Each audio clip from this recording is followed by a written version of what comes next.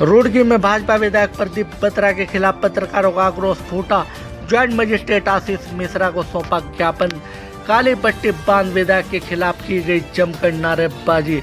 आपको बता दें 3 मार्च को नगर निगम की बोर्ड बैठक के दौरान भाजपा विधायक प्रदीप बत्रा द्वारा मीडिया को कवरेज करने से रोका गया था तथा उनसे धक्का मुक्की कर अभद्रता की गई थी, जिसके बाद से विधायक व मेयर का नगर के समस्त पत्रकारों ने विरोध किया, जिसके चलते मेयर ने पत्रकारों से अपने व्यवहार पर शर्मिंदगी प्रकट करते हुए पत्रकारों का सम्मान बनाए रखने के लिए आश्वस्त किया।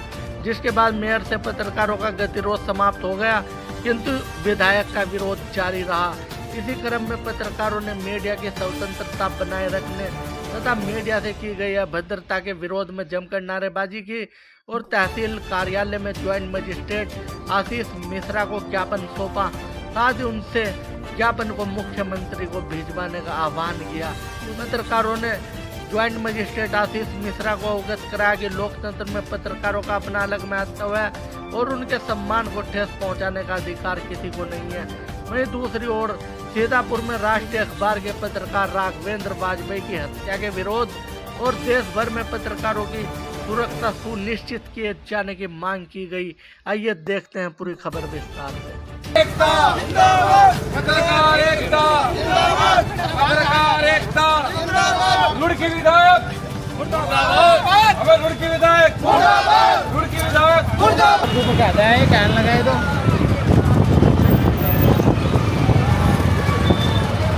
तो जो आक्रोश बढ़ता ही जा रहा है। सत्ता के नशे में क्या इतने लीन हो गए विधायक के कोई ध्यान ही नहीं है। राष्ट्र का चौथा स्तंभ है, पत्रकारिता इतनी जरूरी है। देखिए, अगर बात की जाए 3 तारीख को जो एक प्रदीप बत्रा ने हमारे पत्रकार साथियों को धक्का मुक्की की थी, उसके बाद जो एक मेयर के उसमें जो हमारा चल रहा था, मेयर साहब ने उसमें माफ़ी मांग ली है अपनी, क्योंकि उसने अपनी गलती माननी की है। उसने माना कि मेरी गलती थी, उसने गलती मान ली है। लेकिन प्रदीप बत्रा जो विधायक है सत्ता के नशे में इस प्रकार से चूर हो चुका है, अपनी माफ़ी मांगने के लिए तैयार नहीं है। एक झूठी अफवाह फैला रखी है कि मेरा कंप्रोमाइज़ पत्रकारों के साथ हो गया। किसी पत्रकार के साथ कोई कंप्रोमाइज़ नहीं हुआ है और नहीं होगा। इतना तक सार्वजनिक स्थान पर आकर माफ़ी नहीं मांगेगा, इतना हमारा कोई इसके साथ कंप्रोमाइज़ नहीं होगा। ये लड़ाई 2027 हो या 2030 हो जाए, इतना माफ़ी नहीं मांगेगा, इतना हमारे से कोई समझौता नहीं होगा। जी, आज भी एक ज्ञापन दिया गया है, कब तक जारी रहेगी? ये लड़ाई तो जब तक सम्मानपूर्वक सम्मान नहीं होगा जब तक जारी रहेगी।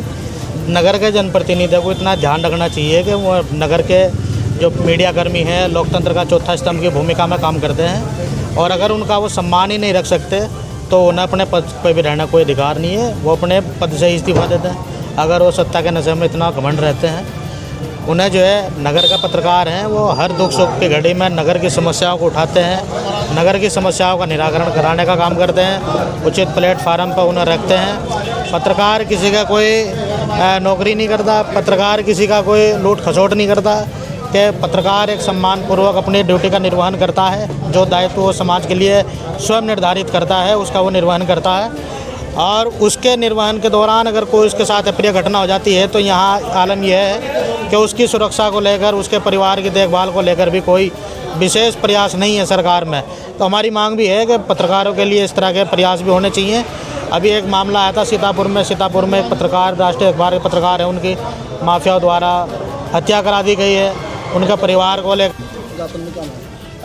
मेरे पास जो है पत्रकार यूनियन द्वारा जो है 2 ज्ञापन उपलब्ध करवाए गए हैं। एक तो उत्तर प्रदेश के सीतापुर में जो है एक राष्ट्र समाचार के जो है पत्रकार की निर्मम हत्या हुई है, तो उसके संबंध में जो है पत्रकार यूनियन द्वारा यह मांग की जा रही है कि माननीय राष्ट्रपति महोदय को उचित माध्यम के द्वारा जो है यह ज्ञापन प्रेषित करके पत्रकारों की सुरक्षा से संबंधित जो भी चुनौतियां उससे अवगत कराया जाए, और पत्रकारों की सुरक्षा से संबंधित जो भी आवश्यक दिशा निर्देश हैं वो संबंधित अधिकारियों को, संबंधित विभाग को प्रेषित कराया जाए। इसके साथ साथ अभी पिछले कई दिनों से जो है एक इशू जो है वो काफ़ी चर्चा में है, जो नगर निगम में जो भी घटनाएँ हुई हैं उसके संबंध में जो पत्रकार यूनियन का जो भी विरोध आपत्ति है या आक्रोश है, उसके संबंध में भी एक ज्ञापन उपलब्ध कराया गया है। तो ये ज्ञापन भी जो उचित माध्यम के द्वारा जो है डीएम महोदय को प्रेषित कर दी जाए।